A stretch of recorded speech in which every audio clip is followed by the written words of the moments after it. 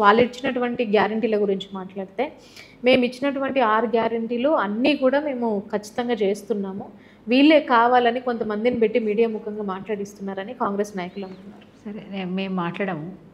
ఏదైనా ఒక కాంగ్రెస్ పార్టీ ఎమ్మెల్యేనో ఎంపీనో మంత్రినో కూర్చోబెట్టి అడుగుదాం. 420 హామీలు ఉన్నాయి కదా, లిస్ట్ వైజ్ అడుగుదాం. ఇదైందా ఇదైందా ఇదైందా ఇదైందా అడుగుదాం. ఎన్నిటికీ ఎస్ అని సమాధానం వస్తుందో చూద్దాం.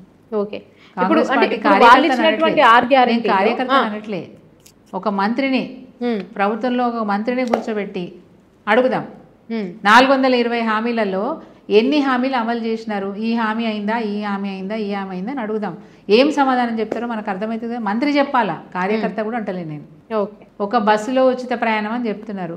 ఇప్పుడు మహిళలు ఏమంటున్నారు, అనవసరంగా మమ్మల్ని రోడ్డు మీద వేసినారు అంటున్నారు. వాస్తవంగా చిన్న చిన్న అవసరాలకు కూడా బస్సు ఎక్కాల్సిన పరిస్థితి వచ్చింది. ఇంకా లేటెస్ట్గా చెప్తే కూరగాయల ధరలు ఎంత పెరిగినాయండి, ఎంత ఘోరంగా పెరిగినాయి. ఎందుకు పెరిగింది?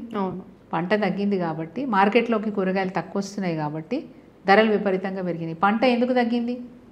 రైతులకు అందించే ప్రోత్సాహం తగ్గింది. ఎన్ని బాధలు పెడుతున్నారు రైతులను మీరు. సో ఎక్కడ పోతుంది? ధరలు పెరుగుతున్నాయంటే ఎటు పోతుంది? ఆత్మహత్యలు జరుగుతున్నాయంటే ఎటు పోతుంది?